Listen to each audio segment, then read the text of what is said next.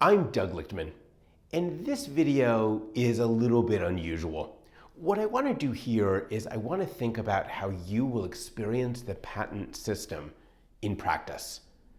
Prior videos, we've talked about the law, given a bunch of examples about how companies use patents. We've built up the pieces, but I want to think here about what that actually feels like in industry. When do you see patents? How are you going to react to patents? And so I call this patents in practice, and I warn you, it's not a really happy story. Let me walk you through. Let's start with the happy parts. When might you see patents and it's actually helping you to build something, to realize something, to get something going that you're really excited to do? And I think there are three categories that are the happy stories, and I'm going to lump the first two together. Sometimes you're going to see patents and you're using them in conversation, either because investors in your company or entity are excited that you have patents, and your investors might see that and be more excited to invest behind you. They know that if they invest in you and you're successful, that your patents will keep rivals at bay to at least some degree. And so it might be you're showing patents to your investors, and then in my second bullet I say maybe investors will value that possibility. Which is to say, you might be earlier in your life cycle and you're talking to investors and you say, I'm working on this thing and I think I will be able to get a patent ultimately. And so if you invest with me now and we figure it out, we'll then get a bunch of patents, and then same story as the previous one, that protects the investment. Investors, if you bet on me and we're right, will then have some degree of market power, some degree of exclusivity that'll help me pay you back and then some. And so the first two stories are, I think, the happy stories. The patent system creating incentives here mediated through investors. The investors see the potential value in the patent and back you to go ahead and do the amazing thing you want to do. Those are two of the really good stories. The third story I list, I call it the inventor knocks on the door, and this is a different dynamic. One of the things that patent law lets us do is it lets us tell other people about the things we've invented. Imagine I come up with some amazing new drug that helps deal with the consequences of Alzheimer's. I come up with a drug, I'm going to be nervous to call up Amgen and give them any information. I'm going to worry that they'll take my new drug idea, say thank you very much, and run with it. But once I have a patent in my pocket, now I can knock on their door and tell them about my new idea and not worry they're going to take it. It's patented. And so patents open up this possibility that you can knock on the door with a brand new idea. This is a wonderful knock on the door. Amgen is happy we came, right? We're knocking on the door and telling them, we have a breakthrough. Let's talk about maybe working together on it. I have the idea, I have the legal rights, you're Amgen, you know how to do this, help me get this up to scale, help me get it up through the FDA, and so on. Knocking on the door here, instead of using the patent to get investment, you're using the patent to move your innovative idea, your innovative activity to a partner that maybe brings it into the real world. These are the kind of ways the patent system kind of wins. The happy story is about promoting inventive activity. And sadly, the video doesn't get to end here. There's a whole bunch of not so happy stories where you will also experience the patent system. I label the slide innocent infringement, and this really is the theme that I want to point out to you. A lot of times you're going to see the patent system not because you have a patent or you want to get a patent or because someone knocks on your door and you're really happy to see them because they're bringing you a new idea. A lot of the time, the way you experience the patent system is someone knocks on your door and tells you, I'm terribly sorry. Some product you are already selling, some service you already provide happens to turn out to fall within the scope of my patent. You're innocent in the sense that you didn't know about their patent, you didn't read their patent, you didn't copy from them, none of that. You were just building a business, doing your own thing, creating jobs, creating value. And someone knocks on your door and says, oh, well, I have a piece of paper. And that's it, in the sense that you can't say, well, I'm innocent. Like, I shouldn't be held liable. We don't have that kind of rule in the patent system.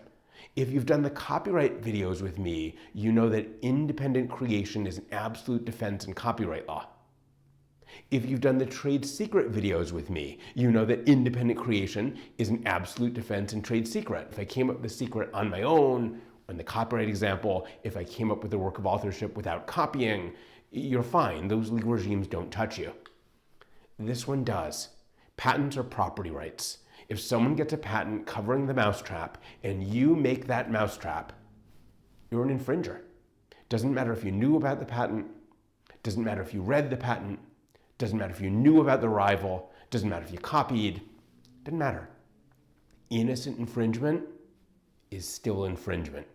And sadly, a lot of patent litigation, a lot of patent assertions fall in this bucket. My previous slide was one where if someone knocked on your door and said, I have a patented achievement, you would say, I'm so happy to see you. That's such a good idea. I can bring that into my business, add that feature, let's cut a deal. That's not these cases. Innocent infringement, you're never happy to see the person knocking at your door. They're not adding value. They're not bringing you a new idea for a new product, a new service, a new feature. They're just telling you that their piece of paper means they have some leverage over you. This is how you're going to see the patent system a lot in the real world. Why? Well, I think it's because we grant a bunch of obvious junk. Am I allowed to say that? Yeah, well, I just did.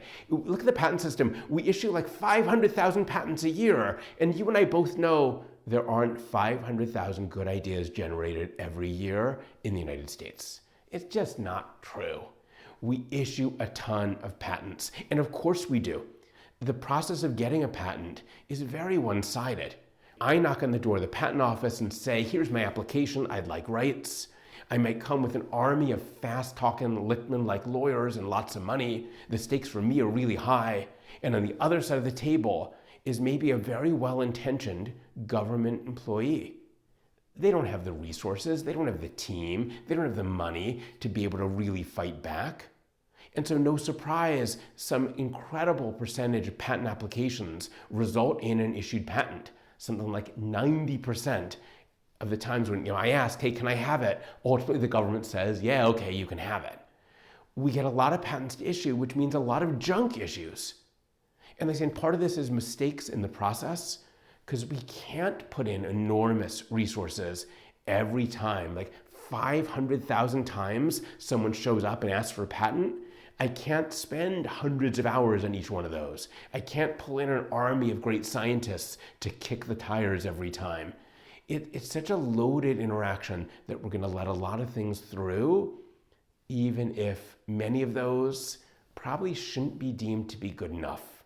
We're not going to be able to stop them at the initial application process. And so what we see is a bunch of obvious junk gets through. And once it gets through, once it's an issued patent, now it might be used against you. And yeah, you can fight back. You can try to bring it back to the patent office in one of those IPRs, that procedure, the inter-parties review. We can drag it back to the patent office and ask them to look at it again. Sure, you could maybe litigate and spend 2 to 3 years and maybe millions of dollars fighting. But point is, once the thing issues, it's in a position to be a problem for everybody else. Yes, you can fight. To some degree, it's hard to fight. The courts have this presumption that issued patents were rightly issued. They put a thumb on the scale. You have to prove it with pretty powerful evidence before I'm going to be willing to say the government messed up. And so we issue a lot of junk, and you're going to see a lot of that in practice. You're going to get letters threatening you, asking for money. There are just so many patents out there. Again, do the math. 500,000 patents issue roughly every year. They last for roughly 20 years each. That's a big number of active patents right now. Bunch of obvious junk. And let's be clear, you're going to infringe some of the obvious stuff. Indeed, the more obvious it is, the more likely you're doing it. If I can trick the government to allow me to get a patent on, I don't know, breathing, well, guess what? You infringed that just in the last few seconds. The very patents that you get through by the skin of their teeth probably shouldn't get through. Those patents, once they issue, become really valuable. Because we do the obvious things. We naturally do the obvious things. We innocently do the obvious things. We don't have to read the patent on breathing to know how to breathe. Obvious patents are particularly challenging because if they get through, of course we're doing it. It's also hard to avoid this problem. As a company that might be kind of, well, I don't want to have this problem. Maybe I'll read patents and that way know what's coming and dodge them. But of course, you can't. 500,000 issue every year, 20 years, like huge number of patents. You're not going to read them all. They're also not written to be readable. Remember in prior videos, I pointed out to you that the patent document serves a legal purpose. We use the drawings and the prose to help us understand, are your claims enabled? Did you do a written description? Is it really new? We use all that stuff for legal purposes. I'm trying to use the document to understand what claims should be granted. But because of that, it's written by lawyers. And it's often written in strategic legal language, trying to serve these legal purposes. And that means that you and I, as an engineer at Intel, it's not like we can sit there and read that thing probably anyway. Worse, it's a moving target. And that's not just saying there's new patents issued every day. We also have these processes where patent holders can go back and tweak their claim language. I've mentioned this in prior videos. I can file a patent on Monday with a certain set of claims, come back on a hypothetical Thursday and say, you know what, I'd like another patent built on the same foundation, but with different claims. I've realized my claim language wasn't exactly what I wanted it to be. And we let patent holders do this. We let you keep coming back and kind of backdating your claims. This is the invention I told you about on Monday. I'm just changing the claims. Pretend I filed it on Monday. But as everybody else, that means patent claims are always in motion. I can read your patent, say I don't infringe those claims, and gosh, who knows, maybe you'll come back next week and change the claims. It's a moving target. Even if you could read and it was stable, I think your lawyers would tell you not to. Once you read a patent, you open yourself for a later problem where in court the patent holder says that your infringement was willful. See, he read it, he should have known, is what they're going to tell the jury, trying to get the jury to pile on more damages. And so a lot of us can advise clients to be careful about how many patents they read because you open yourself up. And realistically, if the patent system is issuing a bunch of junk patents on obvious stuff, what are you going to do? Not breathe? Which is to say, if the patent system issues patents on walking, chewing gum, breathing, simple stuff, and again, I use these examples because they're intuitive, but what I really worry about is stuff that looks complicated, but people in the relevant industry think of it as walking and chewing gum. And so I worry about kind of the obvious things. I use my easy example of breathing. But point is, if a patent issues that's obvious in your field, what are you going to do? Not do that obvious thing? You kind of need to. That's the point. It should never have issued. It was so straightforward that of course you're doing it. Of course you need to do it. And the problem is it shouldn't have issued. And so innocent infringement, when you're accused of infringing, maybe when you did infringe, even though you didn't know about the patent, you didn't copy from them, you didn't read it, nothing. You're going to see the patent system a lot in this horrible moment where it kind of feels unfair. The patent system should stop me if I learned from you, if I benefited from you, if I copied from you. Why is it stopping me if we are ships passing in the night? Indeed, you might very reasonably say that the fact that I infringed without having read your patent tells everybody that what you did isn't so darn impressive. I was able to come up with it too. I didn't read yours, I didn't know about you, I came up with it too. It's just not that impressive. And yet the patent system is not built this way. The patent system is built on this conception of patents as property. If the thing issues, that is a very strong right, and whoever gets it has power to say to everybody else, you can't use that mousetrap. You can't breathe. And no, the system's not going to save you. You might be thinking, fine, if Lichtman knows this enough that he can just tell me this in a video, maybe there's fixes afoot. And there really aren't. First, independent creation is not a defense here. I made that point a couple minutes ago. It's so important.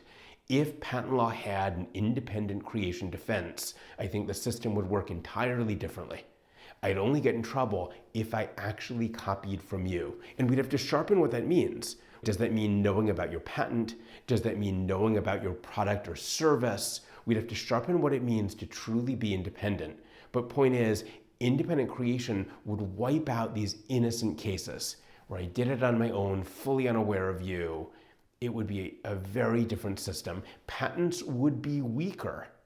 I think that's why a lot of folks don't want to go this way. In a world with independent creation, the economic value of any patent would be lesser because there would always be a chance that someone would genuinely independently create.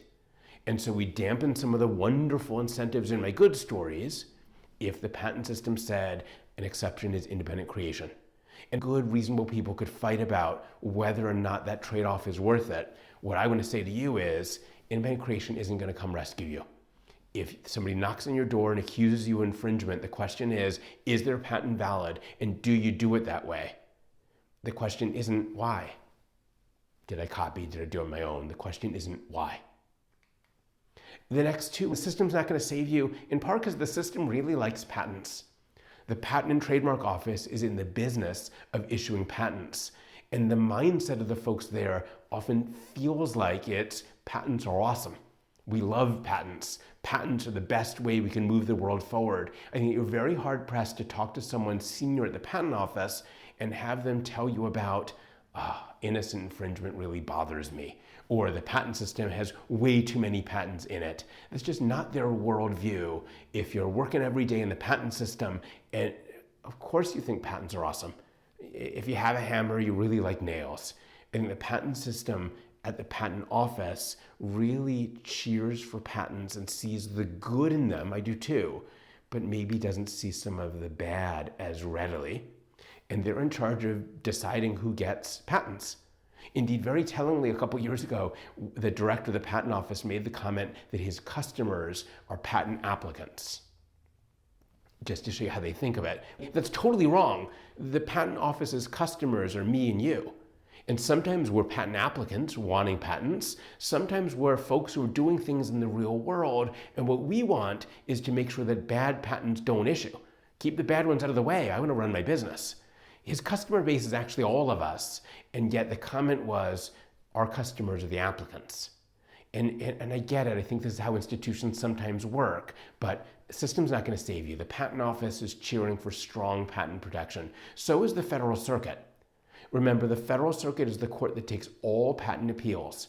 In other parts of law, the appeals are defined geographically. If you have a case in New York, you go to the Second Circuit. If you have a case in California, you go to the Ninth Circuit. Other areas of law, we use geography. So we get a lot of different appellate courts looking at the same topics. That's not the case for patent law. No matter where you litigate a patent case, Texas, New York, California, Delaware, no matter where you litigate it, and note you can litigate these things almost anywhere. When I sue Dell Computers on my patent, I can sue them in any state, federal court in any state, because Dell sells computers in every state. So I can say, I'm going to bring it in Texas, I'm going to bring it in Ohio. I can choose which federal court I bring it in. And again, federal courts are named after states. But then no matter where I brought it, the appeal goes to the Federal Circuit. And so again, like my comments about the PTO, we have a bunch of judges who largely what they do every day is patent law. And on the one hand, that's awesome because they really understand the law. On the other hand, I think you again get this bias that they see patent cases all the time. They begin to think patents are key to innovation, society, and they quietly start to cheer for patent holders, maybe not weighing in as much the problems with the system. And so I don't think the system's going to save us through these institutions. Then you have problems like Texas. Texas got in the business of attracting patent cases. I just pointed out to you that if I'm suing Dell, I could sue in any federal court in any state. And Texas heard that and thought, I'd like them to come here. It'll be a great jobs program. My lawyers will get a lot of business. My restaurants will get a lot of business. My hotels will get a lot of business. And so the judges in Texas kind of wink, wink, nudge, nudge, let it be known that they would be very favorable to patent holders if they sue in Texas. And so they do. A huge percentage of patent cases go to Texas, where the courts are, thumb on the scale, favorable to patent holders. And man, the system's not going to save you. This is like not a secret. Like I'm not letting you into some quiet. This is widely known and readily understood that you get a different kind of trial in Texas in a patent case than you would in Delaware or California in a patent case. And because patent holders choose, we skew the system toward these courts that like patents. And so I'm not optimistic that the system's going to come in and rescue us from this experience with the patent system. Then, I hate to bring you down, but add insult to injury, a bunch of companies, investors, and individuals saw all this and said, we can abuse that effectively. And we had these entities, you might have heard of patent trolls. This is what that phrase is meaning to point out to you. There are these entities. Intellectual Ventures is one. Fortress, the big investment entity, runs another. But let's start with Intellectual Ventures. Intellectual Ventures was founded by Nathan Myhrvold. And indeed, it's one of the worst stories that I get to tell as I teach in the law schools. Nathan Myhrvold was one of the guys who helped create Microsoft. One of the smartest people in the room. Everybody says he's kind of a genius level, smart kind of guy. He helped start Microsoft, and whatever you think about Microsoft, that's a big deal. He moved a lot of things forward by giving us these powerful tools. He walked out of Microsoft at a relatively young age with incredible wealth, incredible smarts, and thus freedom. He could do almost anything he wanted to do. And note, Bill Gates walked out of Microsoft with a similar set of advantages: incredible wealth, incredible freedom, incredible smarts. And Bill Gates, although he's fumbled in some other ways maybe in his life, Bill Gates launched the Gates Foundation. Right? He said, I'm going to take my wealth and my smarts and my freedom, and I'm going to try to make the world a better place by investing in medical care, investing in other countries. He went out into the Gates Foundation. Myhrvold decided to start this company called Intellectual Ventures, and it's a patent troll. What they do, they went up and bought huge numbers of patents on the cheap, because at this time, lots of patents would issue, and you'd never hear from them again. The statistics were something like, well, less than 1% of patents would ever show up in a licensing deal, ever show up in litigation. Typically, patents would issue, you'd put them on your wall, mom is so proud, and that's it. Myhrvold went and kind of grabbed up a huge number of those patents. Had the largest collection of patents ever amassed. He bought up a bunch of those patents, and then he started knocking on doors. And let's be clear, no one was happy to see Nathan Myhrvold. He never knocked on your door and said, I have a patent on a brand new idea that you might find exciting. That's the good story. He was never part of the good story. He knocked on doors and would say, in my pile of tens of thousands to hundreds of thousands of patents, I'm sure I have something that you infringe. Would you like to pay now, or do I need to go sue you and find it?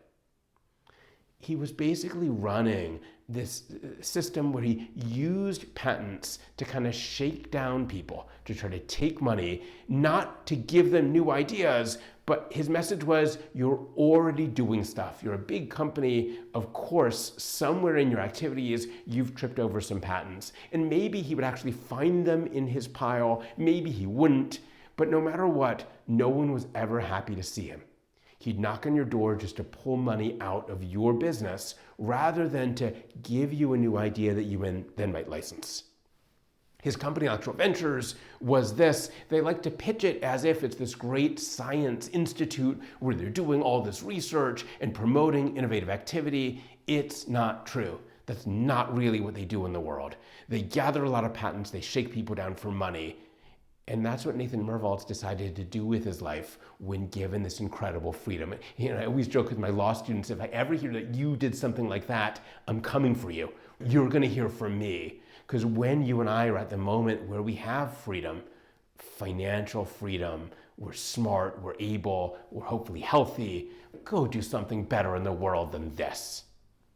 But Merwalds did this, other folks have done this. This is the patent troll idea. And the point is they're using these weaknesses in the patent system, that innocent infringement is still infringement, that a lot of garbage patents get issued. They're using these weaknesses to pull money out from companies that are doing exactly what you and I want them to do.